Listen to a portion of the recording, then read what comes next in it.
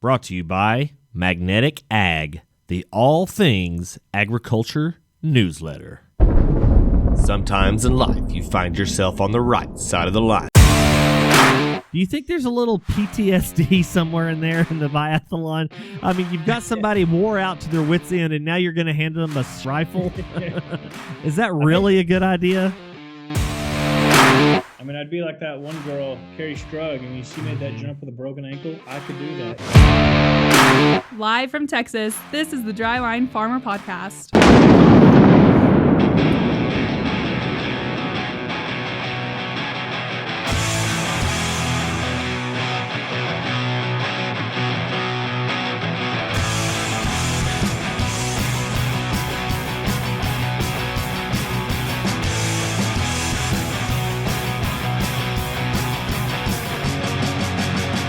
You hear that? It's Brent and Landon, and this is the Dryline Farmer Podcast.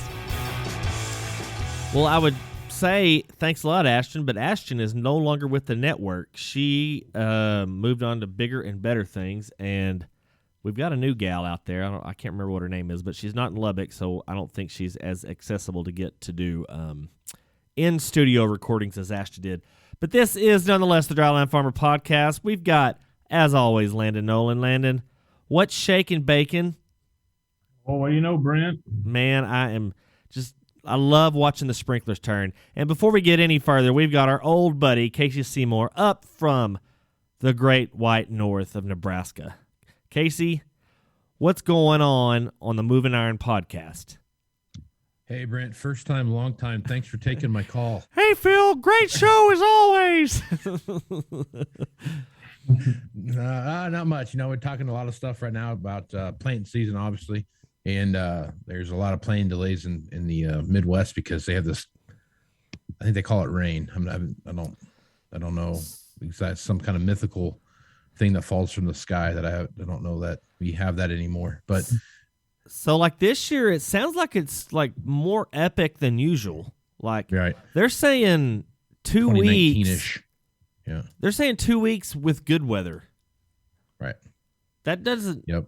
I mean, we've had good weather for 7 months. I mean, if that's what they call good weather.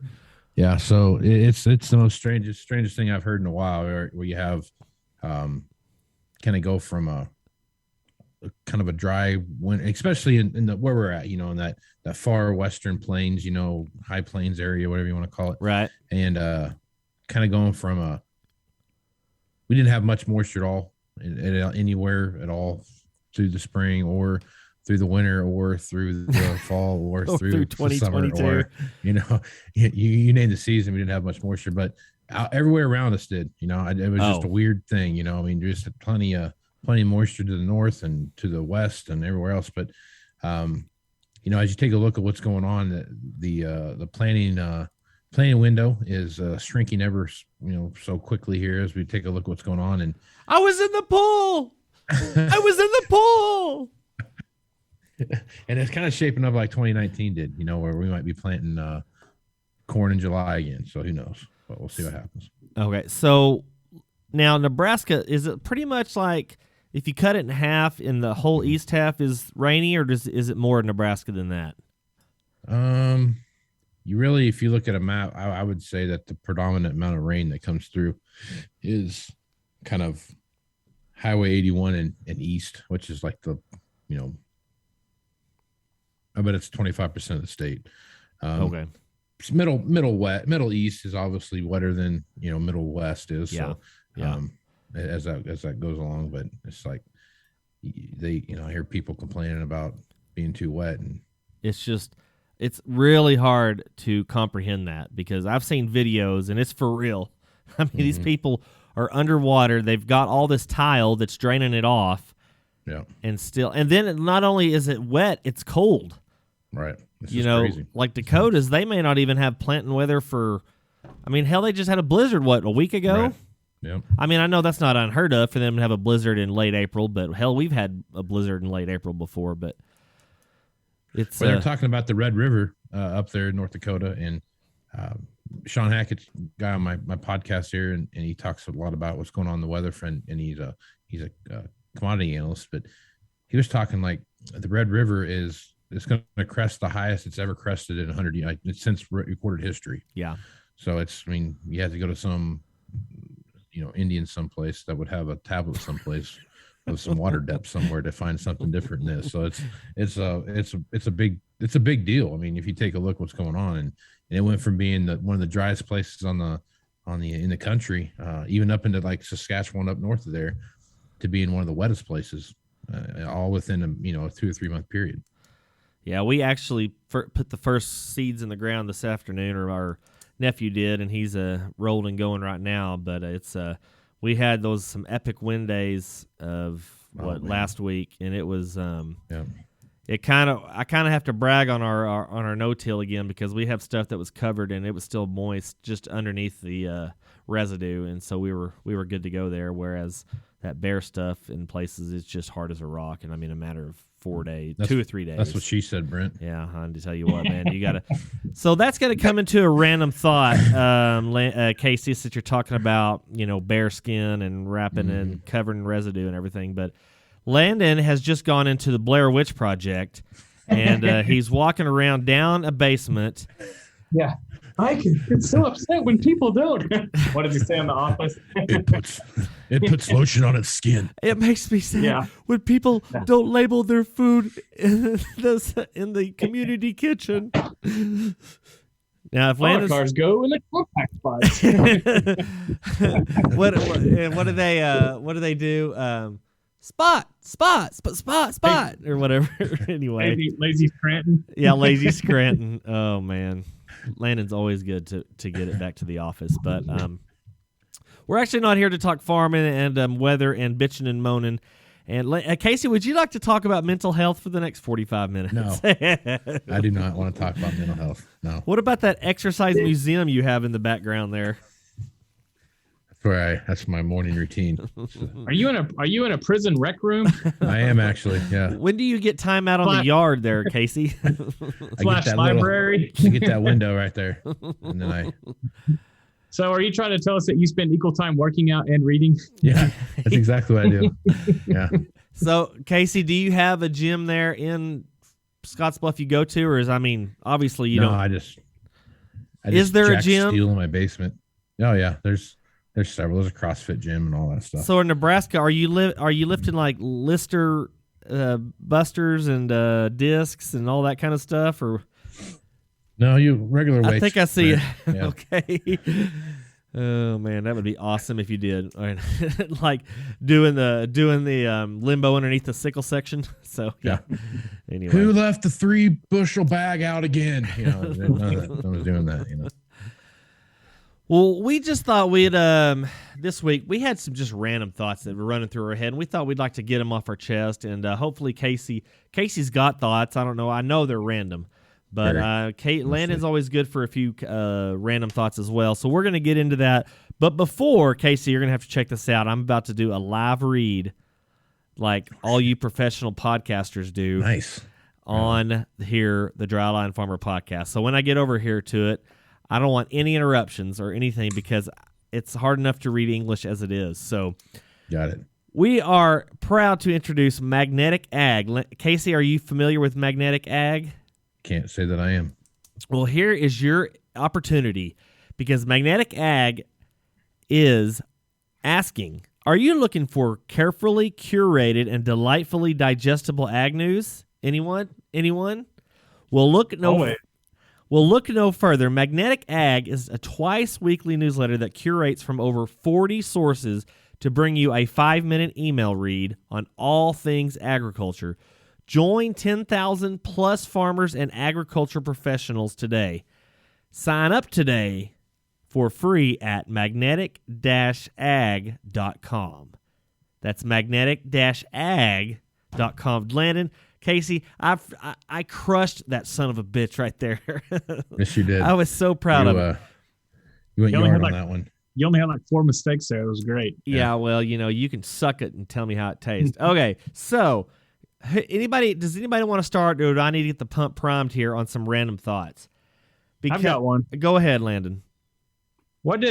So like you have all these Chuck Norris memes, like him being like tough and strong. What What's his one claim to what started that? Like, what's his one claim to toughness or? Well, I would think it was the kickboxing with Bruce Lee, isn't it? Yeah, he's a kickboxing world champion. So it's not Walker, Texas Ranger. Well, that was the lead up to it. I think that was kind of lead into it because it always ended with one special spinning roundhouse kick.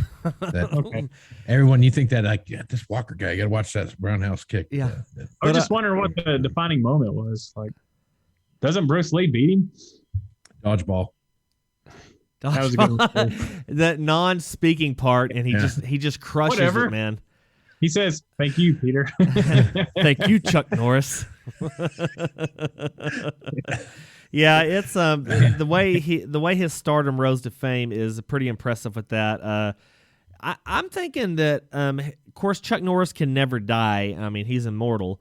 But I would think if there were to be a protege, it'd probably be Elon Musk, because this guy can make people cry faster than a onion sandwich. And he's proven that by, let's say, so he bought Twitter. Let's say the thing completely fails. He still has $150 billion left over. I mean, if he loses $42 billion, he's still got over $150 billion left. What did somebody say? They're like, oh, he just bought this so he can get some Russian money or something. And somebody's like, his worth is like a fifth of Russia's whole economy. I don't think he needs their money. Oh my God. Yeah. I mean, is that it was funny to watch people's heads explode. Like I would flipping through Twitter, watching people on there, and I'm like, man, these guys are really fired up. But it's like they say, people are going to leave Twitter like they were going to leave for Canada when Trump was elected.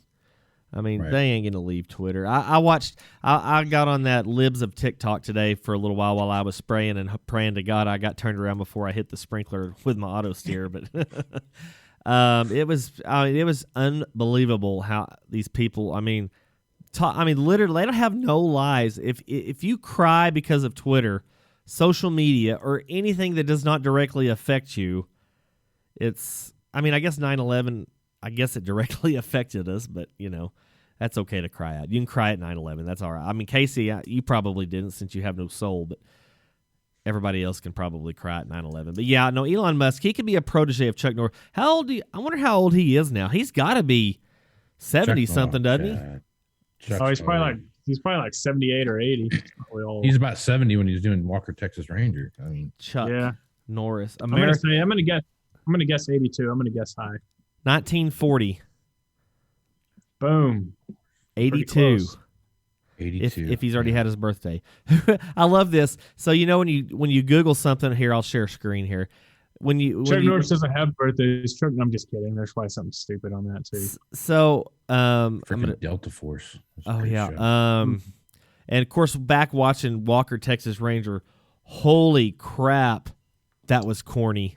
Holy crap, was that corny? Oh man, it was legitimate. Okay, here we go. So you know how you when you Google something and it brings up the results, it'll have these deals like quick links. People also ask. And the first one was, who was better, Bruce Lee or Chuck Norris? So it says, since Chuck Norris's Colt was the antagonist, the fight ended with Lee getting the win. Oh, I guess they were in a movie together. The popularity of Chuck... Dragon, dude. Oh, that's it. The popularity of Chuck Norris versus Bruce Lee fight and the reputation of both actors has often led fans to wonder if they had ever fought each other in real life, as well as who would win. I think there's a story also about Chuck Norris training Bob Barker, and he for Happy Gilmore. Just for like exercise back in the day, and he broke Bob Barker's ribs or something. See, I would think he would be Chuck Norris enough to be able to teach without hurting or something. I don't know. He just every once in a while, Chuck Norris is just like Chuck Norris. He's like, the beast comes out, and next thing you know. So maybe Bob Barker bid $1. That's right. Yeah. No, somebody bid $8.88 and somebody bid $8.89, and Chuck Norris just went off on their ass. So I know we need to make a meme up for this, but he was married twice. But it's got to be one of those deals where, like, Chuck married doesn't get divorced. He's, you got to think of something for that. That would be great. I'll decide when I'm divorced. Chuck Norris doesn't pay alimony. Alimony pays Chuck Norris. Yeah. When Chuck Norris falls out of a boat, he doesn't get wet. The ocean gets Chuck Norris. Yeah. It's pretty good. Okay, Landon, I like that. That's pretty good. So I had this random thought the other day. So I find it strange that we as men are so comfortable with the fact that we have nipples. Well, everything has nipples, fucker. and that's whenever we meet women, the first thing we think of is what their nipples look like. It's like, if we're so enthralled with nipples, why aren't we playing with our own all the time? Having nipples as a man, the worst part of that is like running. Oh, I mean, the chafing. I'm like freaking Andy on The Office. It's starting. So the worst is it depends on the day. If I put my phone in my front pocket of my shirt, and it starts to get a little irritation there, man, you can't wash that off for a day. It's just it's uncomfortable, it's unseemly, and it looks like I'm ready to get down, just like right there in the middle of the field. It's irritating. But apparently that doesn't bother any. Casey probably worked his nipples off. He's probably got them in a bag somewhere upstairs. Just a nub. He's probably got innies or something. I don't know. Innies on nipples. Casey, are you Copenhagen cans, or are you more like Buffalo nickels? I'm probably like a Canadian dollar. Yeah. Oh man, I'm sure Kate and Landon's are extra red. Oh man, I just try not to run with a shirt with a logo. I don't know why that always makes it worse. I have like an embroidered one. Yeah, that's not comfortable at all. So it's just the thing. I always wondered this. I thought about this the other day. I was delivering a guy a tractor, and I pull into his yard, and I'm looking out there, and I'm dropping off a front wheel assist tractor, and he's got a truck. If you have a truck, it's a 4-wheel drive truck, right? If it's got 4-wheel drive, but it's the same difference. It's a front wheel assist truck, just like it is a front wheel assist tractor. So I've always thought about why do you have a 4-wheel drive tractor, right? Then you got a front wheel assist tractor. Essentially, all four, all axles turn, and the same with vehicles. I don't understand why they. Well, because 4-wheel drive tractors are 4-wheel drive all the time. Well, yeah, I mean, I get that part, but I'm saying like on a vehicle versus a tractor, why is it front wheel assist in a tractor and a car's 4-wheel drive? Yeah, it's a troubling notion to be able to live with every day. I know that. Yeah, it's really troubling. Yeah. What about if your penis had lungs and you put a condom on it, would it feel like somebody's putting a plastic bag over your head? And that's like for the best part of your life every time. Or would it turn into an actual balloon? It would turn blue. I don't know. It seems like that'd be a traumatic part of life for a penis. So like your penis could breathe? Yeah, I mean, because that's the best part of your life is getting to do that, and all of a sudden you're being suffocated for the next 4.5 minutes. Are we also assuming it could talk? Well, yeah, it's got a mouth on it, I guess. Well, I mean, I guess in your example there, Brent, you would have to have gills instead of lungs. What am I, Kevin Costner in Waterworld? What are we talking about here? Well, he does drink his own urine, so I guess he does. He runs it through a machine. Oh man, I don't know who I was listening to the other day. They were talking about Waterworld, and everybody was like, "Yeah, it was a flop because they spent all this money." And it's like, I still thought it was a pretty good movie. We need to have an episode where movies were so-called flops, but they were actually good movies. Can't be much worse than The Postman. See, I watched about the first 10, 15 minutes of that movie, and I fell asleep or something. I can't remember what it was. There's that scene where like he's with Tom Petty, I think is in the end there. Yeah, and he's like, "You're famous, aren't you?" And he's like, "Not as famous as you are, bro." Like, oh yeah, okay. That's so it's an apocalyptic movie, isn't it? Yeah, something happened. I think so. It has like one of the top worst lines ever, where some lady's like, calling him like a god or a godsend or something, and all these great things, and he's like, No, ma'am, I'm just the postman. Yeah, I know. Yeah, I remember that. Yeah. It sounds like to me it's basically an episode of Seinfeld. Mail on Sunday? Whoops. Yeah, I don't know. So I didn't figure the postal service could serve the population of an apocalyptic world. That's pretty impressive to say, which it is Kevin Costner. Yeah. So Yeah. You paid 53 cents for this freaking stamp. I'm freaking delivering it. it's pretty What is impressive. it? What do they say on Seinfeld when George is like, he's like, why didn't you deliver this? Well, it's raining. He's like, it's in your come rank. It's the first one. It wasn't much of one for Creeds. It's like, Newman's not working today. Oh, that's right. It's raining. I don't work in the rain. I love that deal the other day. Somebody was like, man, this is just like Netflix. I just look around for 45 minutes and just watch Seinfeld. Right. Pretty much that's how it is. Yeah, or The Office when it used to be. Okay, Casey, you got anything random for us? Else? You ever wonder why in a football game, when it's first and they, the referee spots the ball by eye, but when it comes down to if it's 1st and 10 or not, they bring out chains that are supposed to be exactly like if they got to cross the line or not. Start over, Casey. That was segmented. The play goes off, running back gets tackled, whatever, and they kind of spot the ball with their eye where it's at, and then they kind of eyeball where the ball's supposed to be spotted at on whatever it is. But if they get close to the 1st and 10 line, they use an exact measurement to make sure that it's within the 10-yard length to get the first down. Well, yeah. I mean, that's a good point. Of course, if you're like in the middle of the yardage to gain, I mean, it doesn't really matter too much because, you can just, I don't know. I just figured since it's not close to the line to gain, it's not that important.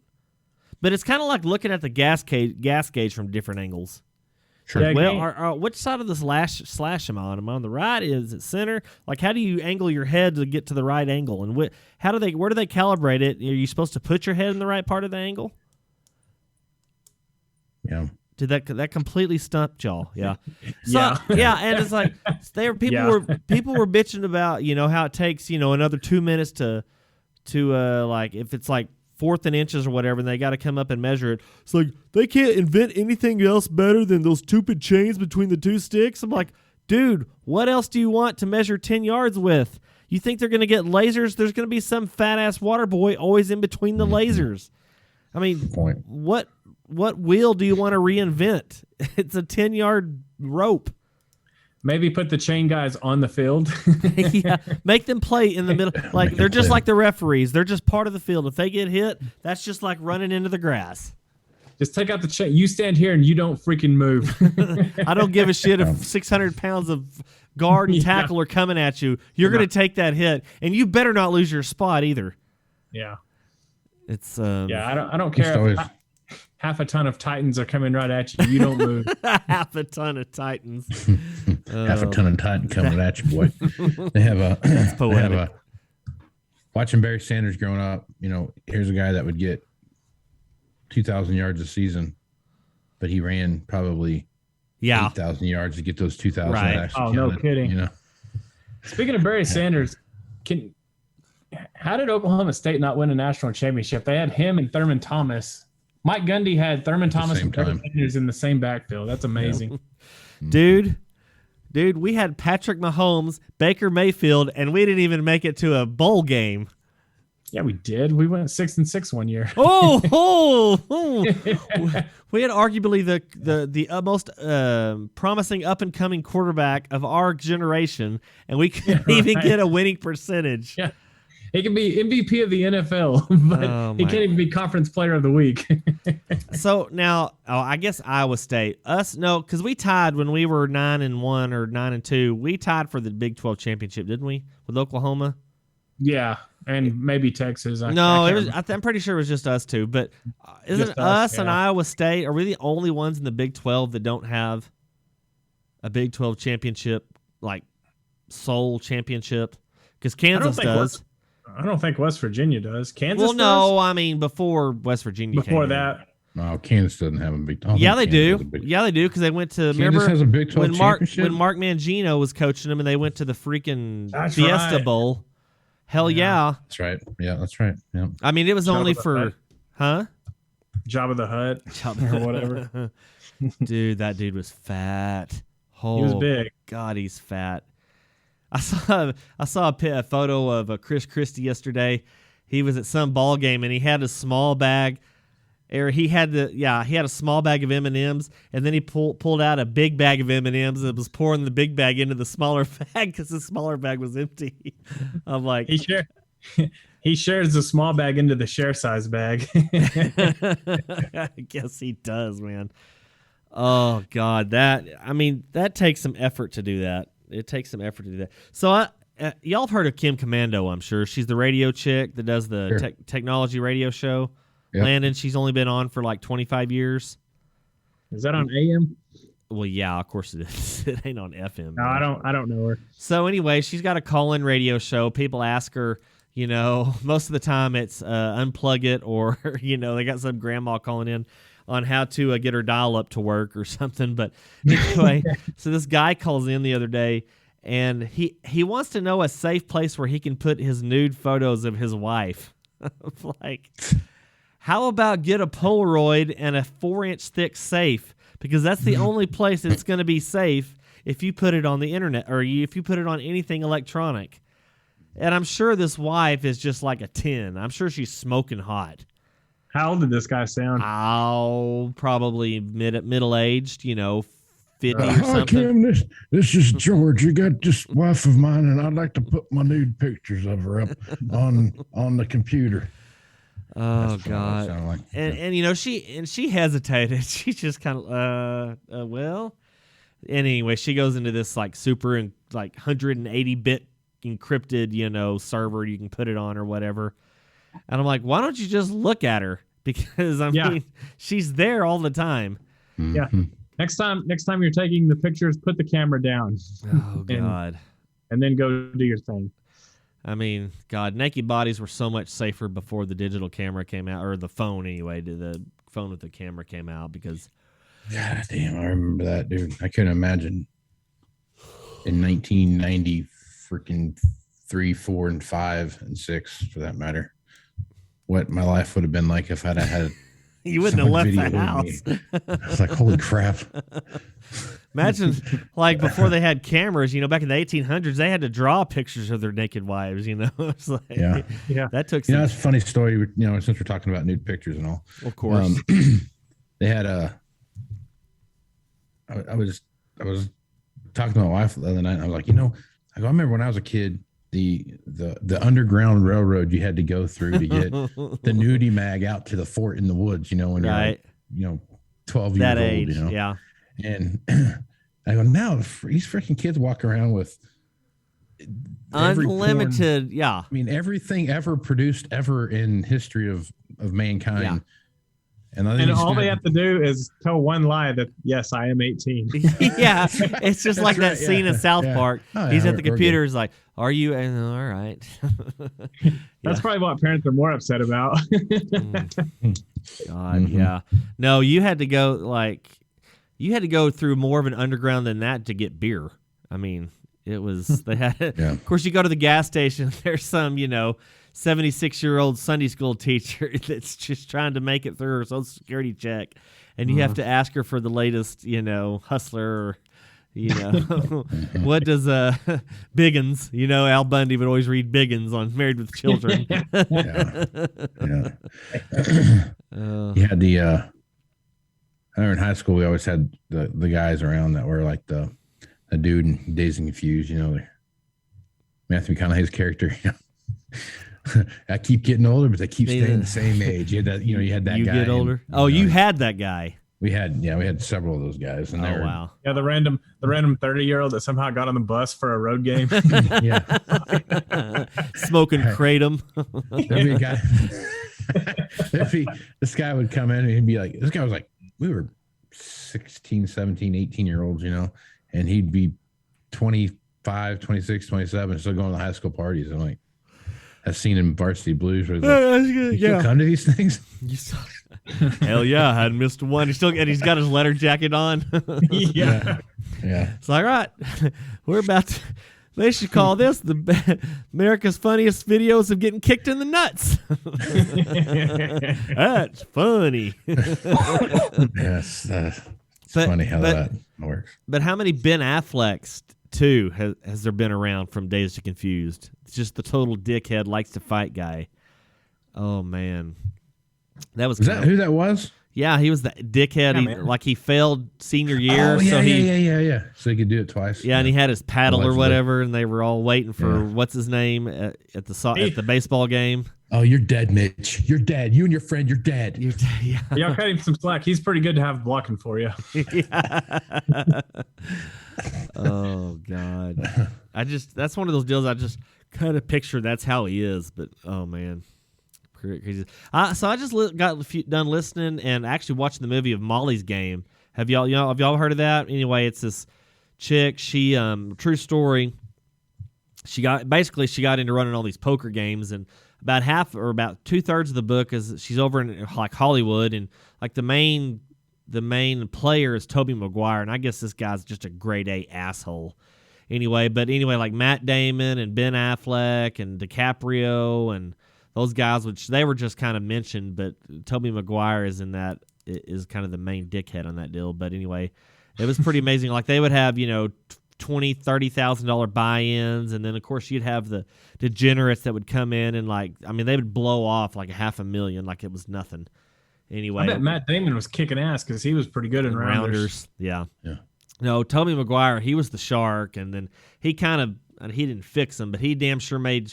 Like, if she invited anybody to come in, he had to clear it because he wanted to make sure, that because he would get, like, the down low on them and make sure they weren't any good or they couldn't beat him or something. But anyway, he always had it in for her. Like, she got started by this guy she worked for. And anyway, it's called Molly's Game. It is a pretty good flick.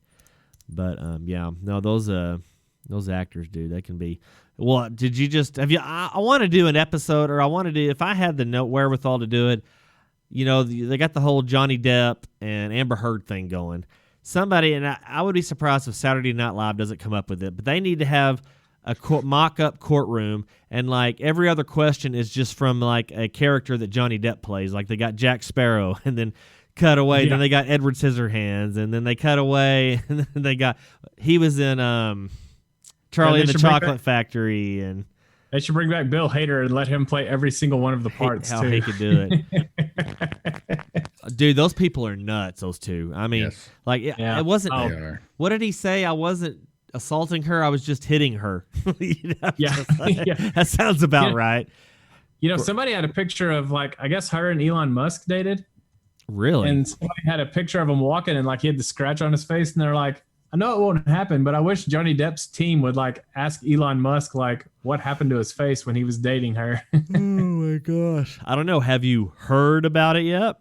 Yeah, I bet she gets that all the time. Hey yo. So speaking of weirdos, Megan Fox and this Shotgun Kelly, is that his name? You talk about Machine Gun Kelly. Hey, that's close. Shine. Yeah, wasn't Shotgun Kelly like a band at the Midnight Rodeo in Amarillo? That does that. Maybe that's why I said that. Or a DJ or something. Megan Kelly, not Megan Kelly. She's hot too. Megan Fox. Okay. Megan spells it with an A. Sorry, that's Megan Kelly that spells it with a Y. Okay. Appear to confirm. Oh, they are in a consensual relationship. Oh, no, sorry. They are in a consensual BDSM relationship after facing intense backlash over her engagement ring that he designed to cause pain. Okay, this bears reading. That's a nice dodge by the submissive. I feel... Oh, my gosh. This is... Okay, but this is BuzzFeed.news. Okay, these I can't tell whose nails are longer, but I do know that every day they drink each other's blood. She's like, "Oh my God, it's not like we're drinking goblets of each other's blood. It's just like a few drops or whatever."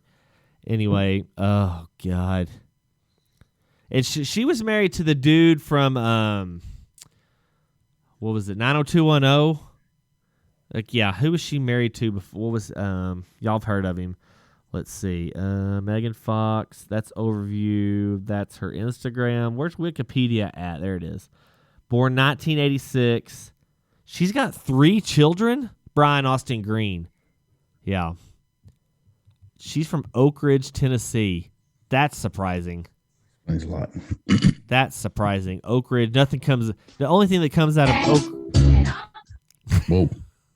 The only good thing that comes out of Oak Ridge is nuclear weapons, because isn't that where they made the or pressed the plutonium down, or however you say it? So yeah, and the boys, the boys, yeah, the boys. Anyway, so let's get back to BuzzFeed here. They okay, yeah, here it is. Megan Fox and Machine Gun Kelly drink. Oh, that's video. I don't want video. I want to read. File this under blood-curdling news of the day. Megan Fox opened up in a new interview on Tuesday why she and fiance Machine Gun Kelly drink each other's blood. What do you want to bet his real name? What do you venture to guess his real name is? Because like all these rappers like 50 Cent and Tupac, they all had like really like nerd names. What do you figure his real name is without probably cheating? It's probably like Richard Thomas or something. I figure there's a Clay or a Walter or maybe a Filbert or something like that. Maybe a Keith. I'm going with Todd. Okay, let's search Google for Machine Gun Kelly. It is.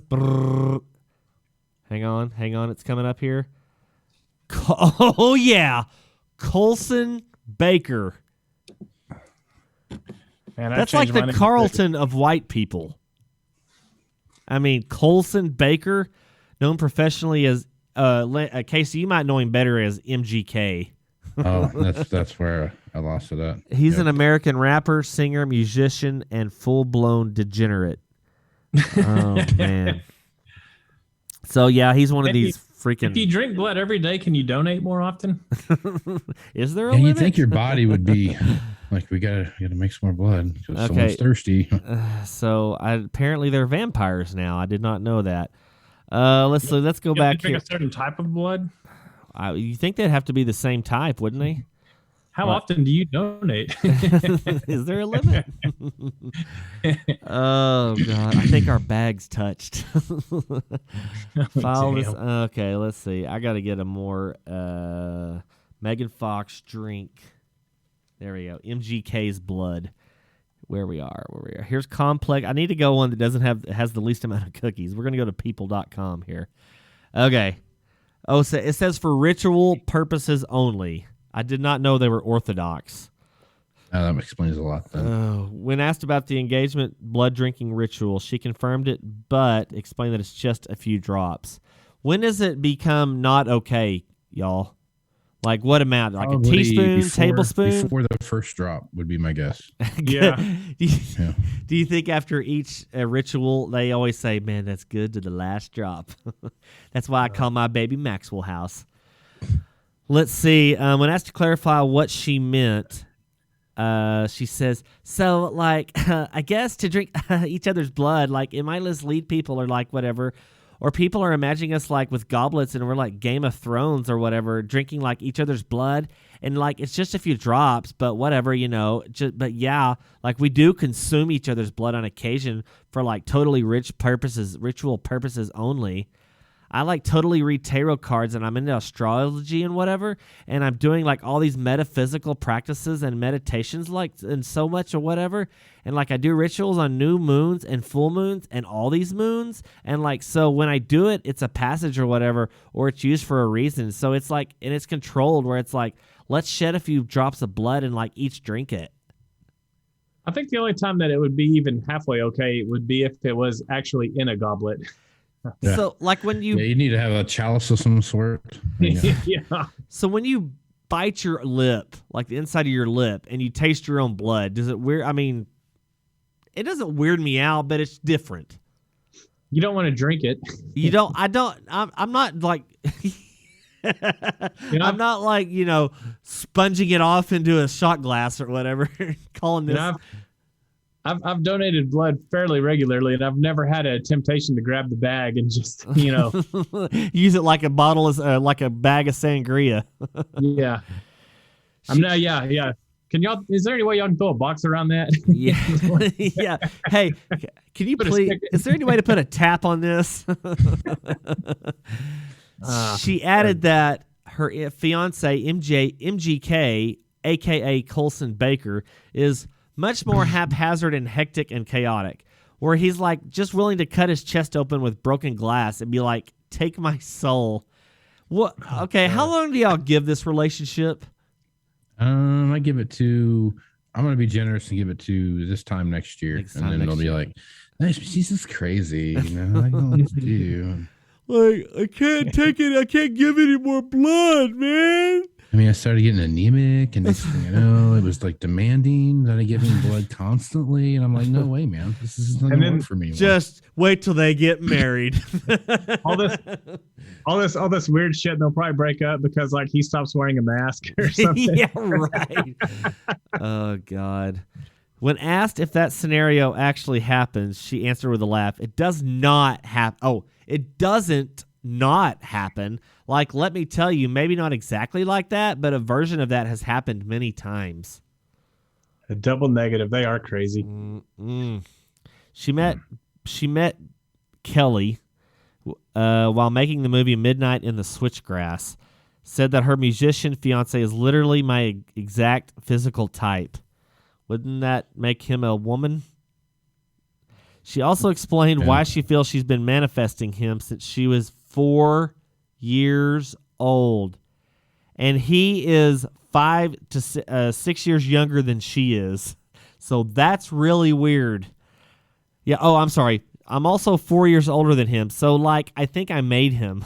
Oh, my gosh, dude. My thoughts and intentions grew him into the person that he is. Who knows what he would have looked like or been like if it wasn't for me. Dude. Until that got run. Have you seen the dude? This chick took Transformers a little too far. Yeah. Well, there's more than meets the eye, Brent. Well, I guess so. Man, Brent, your random thoughts are like kind of way out there. Mine was like the Chuck Norris thing, and my other one was which tree is best. I like the loblolly pine, to be honest with you. I really like the loblolly pine. We don't have too many pine trees here in the Texas Panhandle. Probably like the Nebraska Panhandle.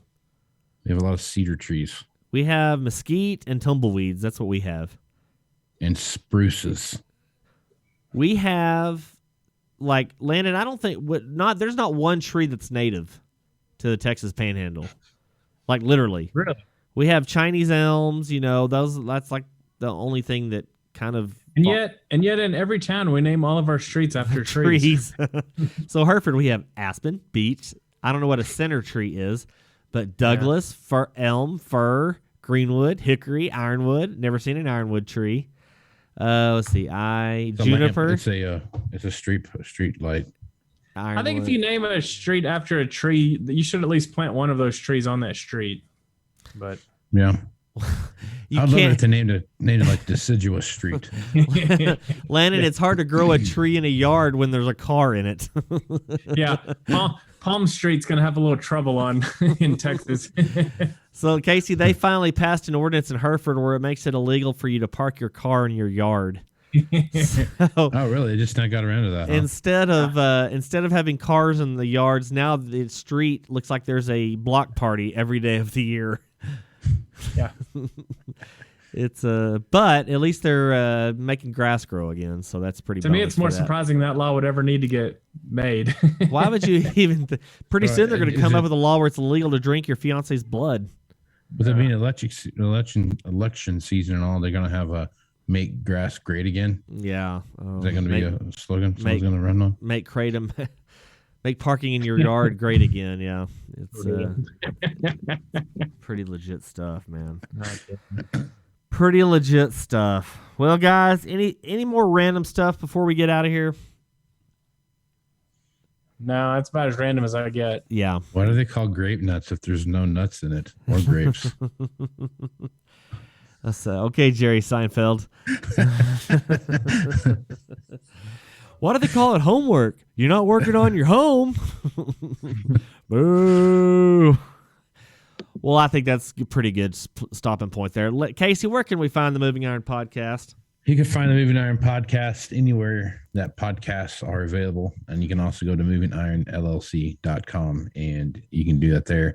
You can also go to Facebook, Twitter, and Instagram at Moving Iron LLC. I got a LinkedIn page, Moving Iron Podcast, and I have a YouTube channel called Moving Iron Podcast YouTube channel. So check all those out. And from what I understand, it's got subtitles now. It does, subtitles, and they're in English. So, I mean, there you go. I was looking for the Turkish language. When are you going to get on that? It's Nebraskan, and then it's English subtitles at the bottom. So, well, Landon, where can we find you at? No Twit Landon 44. That's right. You can find him there. You can find me, of course, at Trader Brent. And then just like Casey, we're all over the internet where podcasts are found.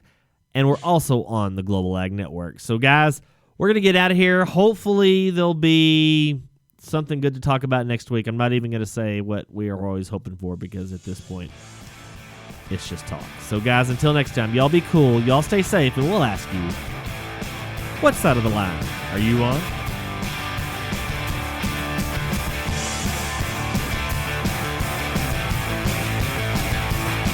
The Dryline Farmer Podcast, a member of the Global Ag Network.